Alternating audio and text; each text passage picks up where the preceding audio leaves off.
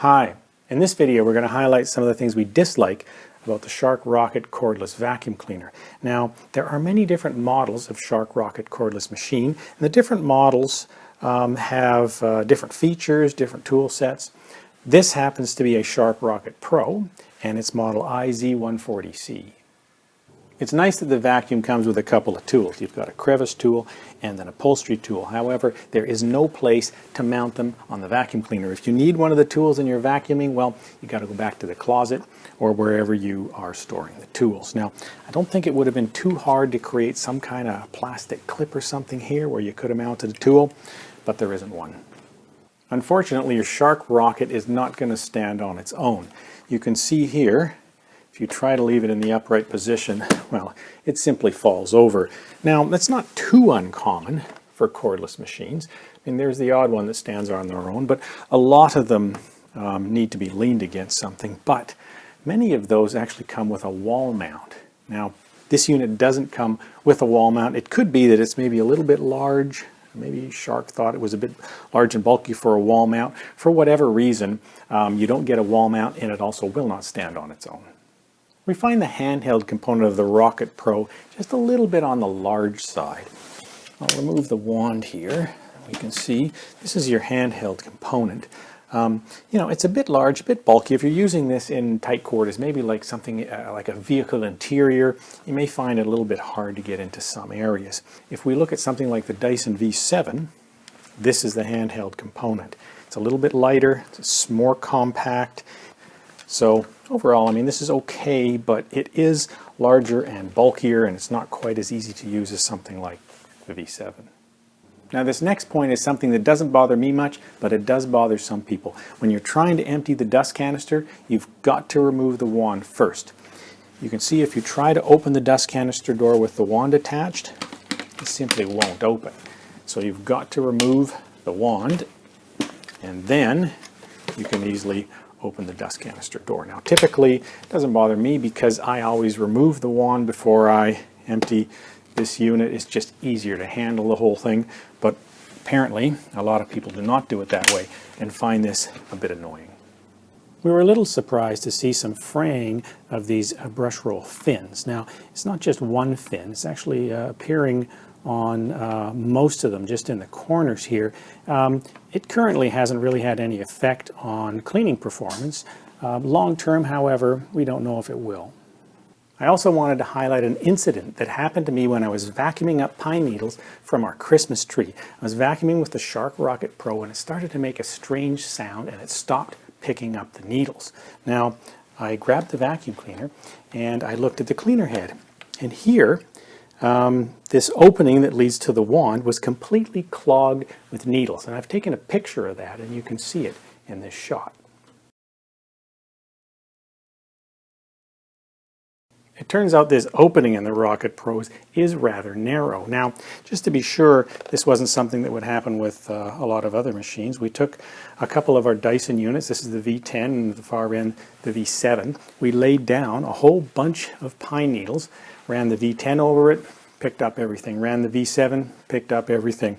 We ran our Shark Rocket Pro again, and it clogged again. Now, you may not be picking up that kind of debris, so you know this may or may not make a difference to you. We find our Rocket Pro a little loud. We did a noise level test using a digital noise level meter. A vacuum was placed in the upright position on our carpet with the noise meter 3 feet in front of the cleaner head, and we turned the vacuum on. The meter picked up the peak decibel output over a 10-second period, and you can see the results in this table. We ran several vacuums for comparison purposes.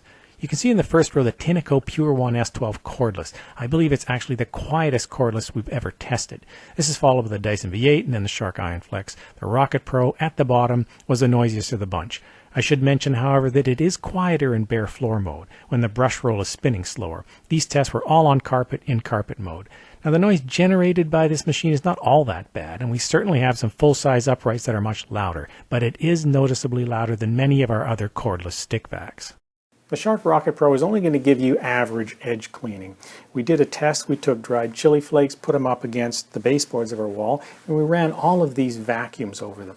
Now this is the Shark Rocket Pro, the Shark Ion Flex, the Dyson V8, and at the very end there, it's a full-size unit, the Shark V7 Frankly, the V8, the Ion Flex, the Shark Rocket Pro, it's all pretty much the same, pretty average, not great.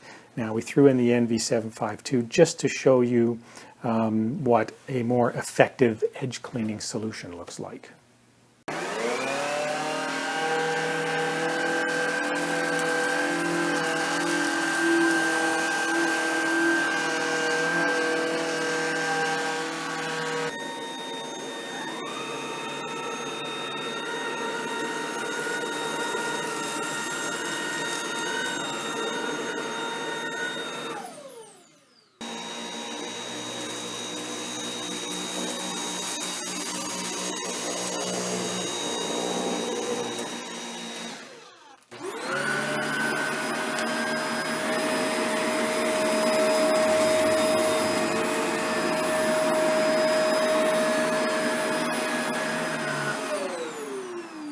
Now this is a cordless vacuum, so we've done some runtime tests to determine just how long the battery will last in different scenarios. But first, I should mention some things about the controls on this vacuum.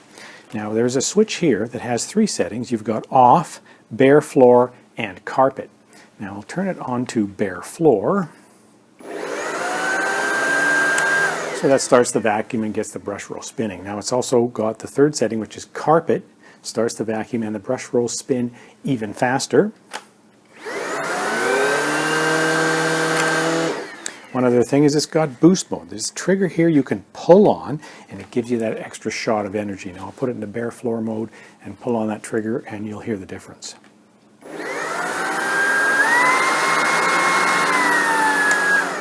Okay, so in doing our runtime tests, we did it on tile for the bare floor and this piece of carpet here for our carpet test. Now, we made sure the battery was fully charged. We ran the machine until the battery was fully drawn down. The machine essentially stopped. We had a stopwatch and we recorded the times. Now, what we've got in this table up here is the 4 scenarios. We've got bare floor and carpet in standard mode, bare floor and carpet in boost power mode. The numbers in red you see here are what the manufacturer are estimating you should get. So bare floor standard power, you should get about 25 minutes. Bare floor boost power, about 10. Carpet standard power, 20 minutes. Carpet boost power, about 10. Now we've entered our test results in green. So you can see bare floor standard power, 24 minutes and 42 seconds. Close to what the manufacturer said you should get. It's a little disappointing that it didn't meet it or exceed it.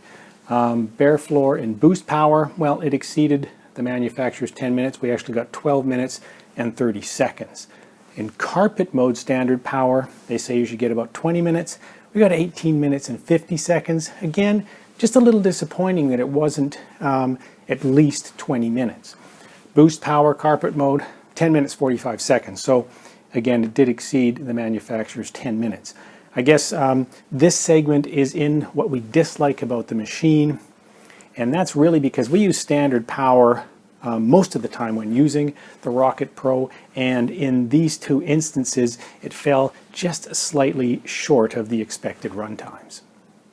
So those are some of the things we dislike about the Shark Rocket Pro. Now there are some things about this vacuum that we really do like, and you can see those in our video entitled What We Love About the Shark Rocket Pro Cordless Vacuum. Thanks very much for watching.